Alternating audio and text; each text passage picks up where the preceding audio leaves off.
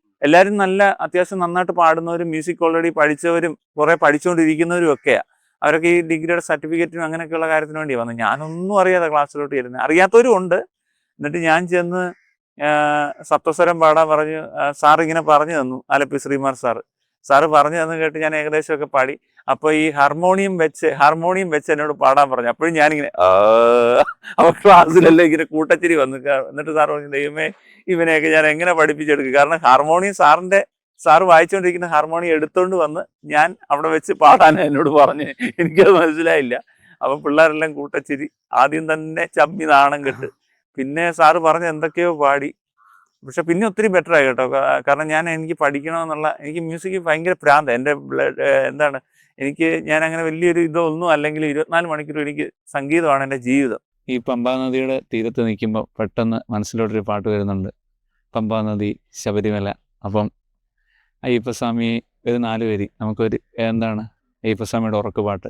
ഹരിവരാസനം വിശ്വമോഹനം ഹരിതധീശ്വരം ആരാധ്യപാദുകം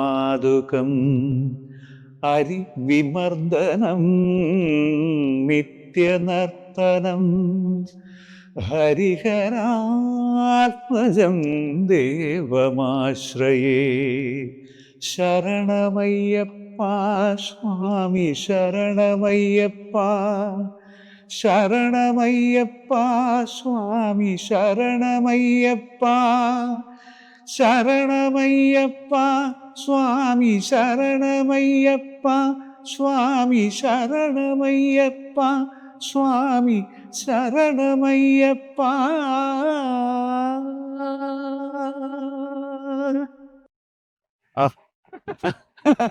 എന്താ ഒരുപാട് ഇഷ്ടത്തോടെ കൂടി പാടുന്ന പാട്ടുകളാണല്ലേ ഇതെല്ലാം? തീർച്ചയായും ഹരിവരാസനം എൻ്റെ ഫേവറേറ്റ് ആണ്. കാരണം ഞാൻ അയ്യപ്പൻ്റെ നാട്ടുകാരനല്ലേ.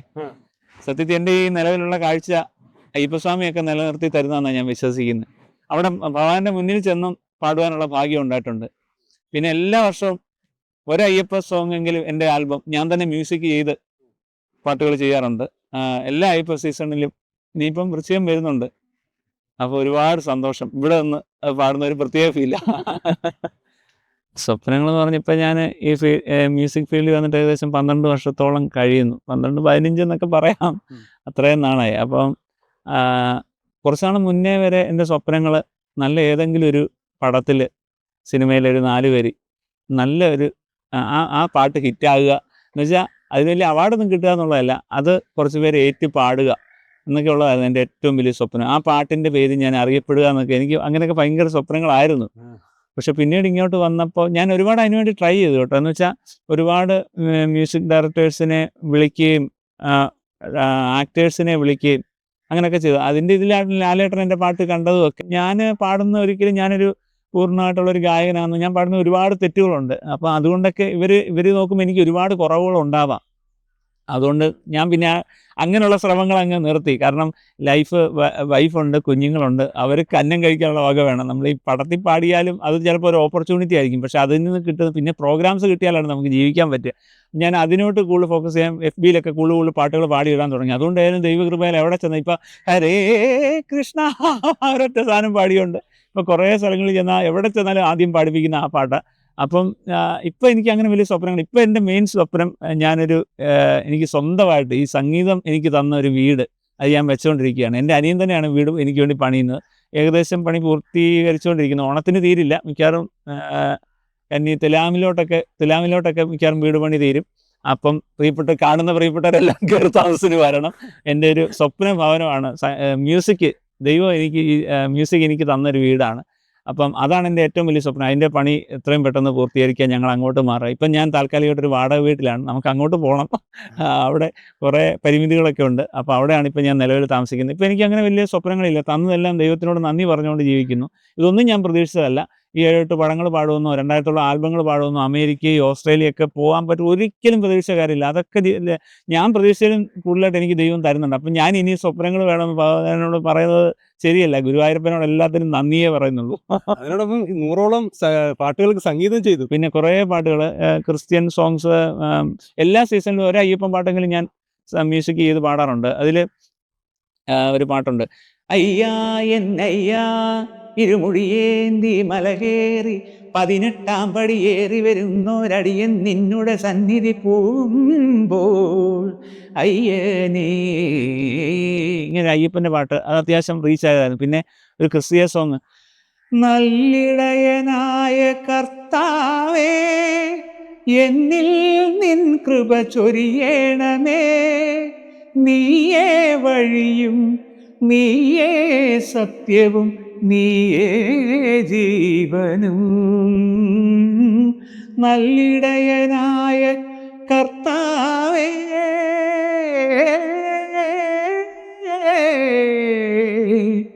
കൃപ ചൊരിയണമേ. ഇങ്ങനെ ക്രിസ്തീയ സോങ്, ഇതെല്ലാം ഞാൻ മ്യൂസിക് ചെയ്തതാണ്. ഞാൻ 100 കൂടുതൽ ചെയ്തിട്ടുണ്ട്. സ്റ്റേജിൽ ഭയങ്കരമായിട്ടുള്ള അപ്രിസിയേഷൻ കിട്ടുന്നതാണ് ഈ സ്പോട്ട് സിംഗിങ്. കാരണം 2 പേരുടെ ശബ്ദം മാറ്റി മാറ്റി പാടുമ്പോൾ പെട്ടെന്ന് അത് ആൾക്കാർക്ക് കണ്ണിന് പെട്ടെന്ന് അവർ ഞെട്ടിപ്പോവാണ്. അപ്പോൾ ഞാൻ ഖത്തറിലൊരു പ്രോഗ്രാം ചെന്നപ്പോൾ ഈ സ്പോട്ട് സിംഗിങ് എന്നിട്ട് എല്ലാവരും ആദ്യം എന്നെ ബോക്കി എടുക്കുമായിരുന്നു. എന്നിട്ട് ഭയങ്കര സന്തോഷമായിരുന്നു. എനിക്ക് ഒരുപാട് സന്തോഷം ഉണ്ടായൊരു വേദിയായിരുന്നു അത്. അപ്പോൾ ഈ ചിലർ പക്ഷേ ഇതിനെ നേരെ ഓപ്പോസിറ്റ് ഇതായിട്ട് പറയുന്നത്, കാരണം മിമിക്രി എന്ന് പറയുന്നത് മിമിക്രി ആയിട്ട് അങ്ങനെ പറയുന്നവരുണ്ട്.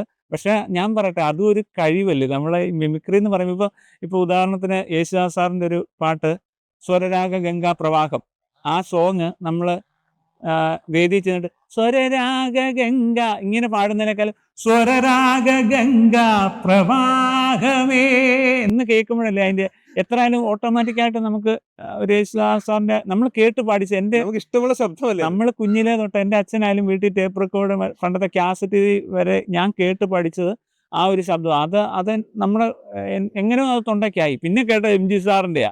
എനിക്ക് ഈ ഗായകരുടെ ഇത്രയും ലെജൻഡായിട്ടുള്ള അവരുടെ ശബ്ദം നമ്മുടെ ഇതിൽ തൊണ്ടയിൽ വരുന്നത് തന്നെ നമുക്ക് ദൈവം തന്നൊരു വലിയ ഭാഗ്യം ഈശ്വര. എനിക്കിപ്പോൾ വരുന്നൊരു 90% പ്രോഗ്രാമും അങ്ങനെയാണ്. കാരണം എന്നെ ആൾക്കാർ വിളിക്കുന്നത് തന്നെ അതിനാണ്. കാരണം ചിലപ്പോൾ MG സാറിൻ്റെ ടൈപ്പ് തന്നെയായിരിക്കും പാടുന്നത്, ചിലർ ദാസാറിൻ്റെ ടൈപ്പ് തന്നെയായിരിക്കും അവരുടെ തൊണ്ട. ഞാനിത് രണ്ടും ആദ്യം ഒരു ശ്രീ വിനായകം അതൊക്കെ തുടങ്ങും. എന്നിട്ട് കുറച്ച് കഴിയുമ്പോഴത്തേനും അഹമ്മനോ ഇതും പാടും. അപ്പൊ ആൾക്കാർക്ക് ഒരു ഇൻട്രസ്റ്റ് 2 വോക്കലും പ്രോഗ്രാം. നമുക്ക് അത്രയും പ്രോഗ്രാംസ് കൂടെ കിട്ടാൻ ഏറ്റവും നല്ലൊരു ഇതാ. അപ്പൊ എനിക്ക് അങ്ങനെയാ തോന്നിയിട്ടുള്ളത്. പിന്നെ അവസരങ്ങൾ എനിക്കിപ്പോൾ കിട്ടിയത് തന്നെ എനിക്കെല്ലാം എന്താണ് ഏറ്റവും വലിയ ഭാഗ്യമായിട്ടാണ് ഞാൻ കരുതുന്നത്. അല്ലാതെ എനിക്ക് അവസരങ്ങൾ കിട്ടാത്തതായിട്ടൊന്നും ഞാൻ കരുതുന്നില്ല. കാരണം ഇപ്പോൾ ഞാനൊരു പുതിയ വീട് വയ്ക്കാൻ പോകുന്നത് പോലും എനിക്ക് ഈ സംഗീതത്തിൽ നിന്ന് കിട്ടിയതുകൊണ്ട് വേറെ അല്ലാതെ എനിക്ക് 1 രൂപ പോലും അല്ലാതെ ഇല്ല. അപ്പം മ്യൂസിക് എന്ന് പറയുന്നത് ഈശ്വരൻ. അപ്പോൾ ഈശ്വരൻ തന്ന പൈസ അതിന് ഞാൻ ഇനി എനിക്കത് അവസരം കിട്ടിയില്ലെന്ന് പറയുന്നതിൽ ഒരു ഇതുമില്ല. കിട്ടിയത് കൊണ്ട് ഞാൻ പരിപൂർണ്ണ സംതൃപ്തനാണ്. അല്ല, ഞാൻ കേട്ടിട്ടുണ്ട് ഇടയ്ക്ക് പിന്നെ ജുവലറിയിൽ ജോലിക്ക് പോയിട്ടുണ്ട്. അതെ വർഷങ്ങൾ ഞാൻ 8 കൊല്ലത്തോളം ജുവലറിയിൽ ജോലി ചെയ്തത്. ഇവിടെ റാന്നി തന്നെ വൈശാഖ് എന്നും പറഞ്ഞിട്ടൊരു ജുവലറിയിൽ. ആ ജുവലറി ഇരുന്ന് ഞാൻ കൊട്ടിപ്പാടിയിട്ടുണ്ട്. അവിടുത്തെ ഓണറിനെ കൊണ്ട് ഞാൻ വീഡിയോ എടുപ്പിച്ച് സോഷ്യൽ മീഡിയ പോസ്റ്റ്. അദ്ദേഹം ഭയങ്കര സപ്പോർട്ടാണ് കേട്ടോ. കാരണം അവർക്ക് 2 പെൺമക്കളാ. അപ്പം ഞാൻ ചില ഒരു മോനേന്ന് തന്നെ എന്നെ വിളിക്കുന്നത്. സാറായാലും ചേച്ചി ആയാലും എന്നെ മോനേന്ന് തന്നെയാണ്. ഞാൻ ചിലപ്പം എന്തെങ്കിലും ഒരു ഇങ്ങനെ പ്രോഗ്രാംസ് ആ ടൈമിൽ ചെയ്യുന്നുണ്ടായിരുന്നു. അപ്പോൾ ആ ടൈമിൽ പ്രോഗ്രാം ചെയ്ത് കഴിഞ്ഞാൽ ചിലപ്പോൾ ഞാൻ ഒരാഴ്ച കഴിഞ്ഞിട്ടായിരിക്കും ജോലി, 2 ദിവസം കഴിഞ്ഞിട്ട് എന്ത് പ്രോഗ്രാം ഉണ്ടായിരുന്നോ മോനെ എന്നല്ലാതെ ഈ കേരളത്തിൽ ഏറ്റവും കൂടുതൽ ഫ്രീഡം ഉള്ള സ്റ്റാഫ് ഞാനായിരുന്നു. അത്രയ്ക്ക് ഫ്രീഡം ആയിരുന്നു.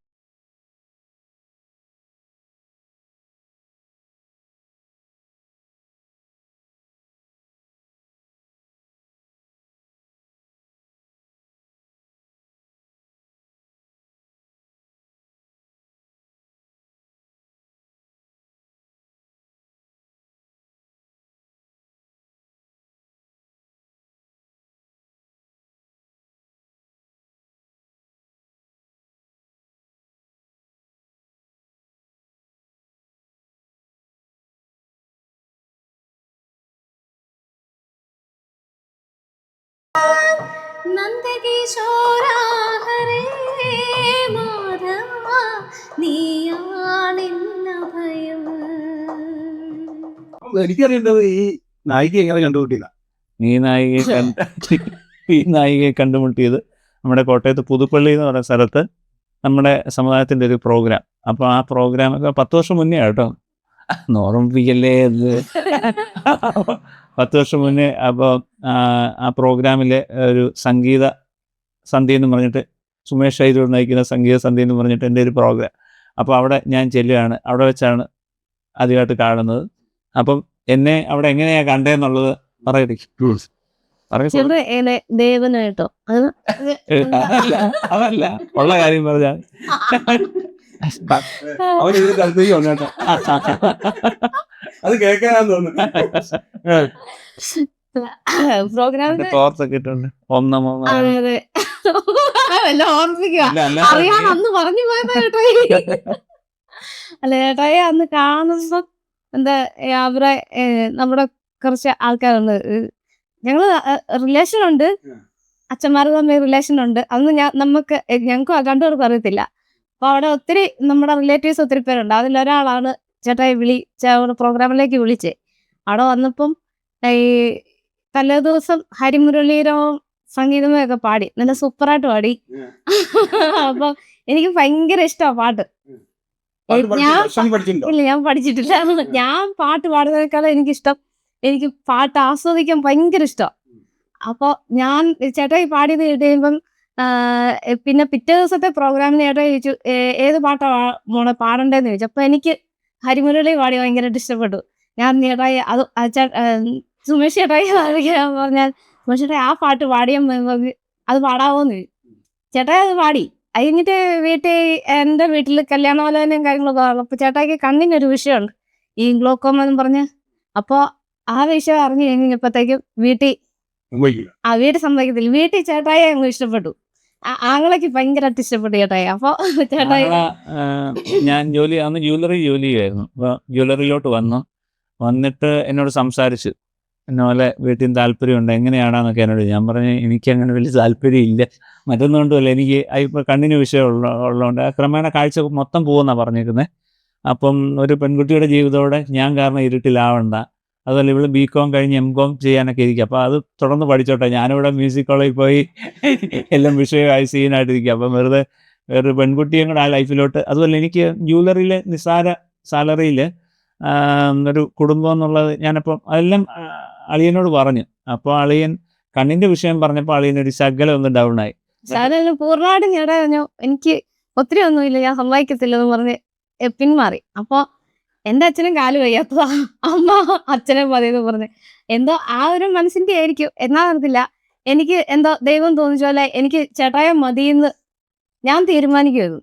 ഞാൻ ഇന്നേ വരെ വീട്ടിലൊരു സാധനത്തിനും വഴക്കുണ്ടാക്കിയിട്ടില്ല. ആദ്യം എനിക്ക് കല്യാണം മതി, മറ്റേ വരാനുള്ള വഴി തങ്ങത്തില്ലെന്ന് പറഞ്ഞാൽ കറക്റ്റായിട്ട് അതൊരു കല്യാണം ആലോചിച്ചിട്ട്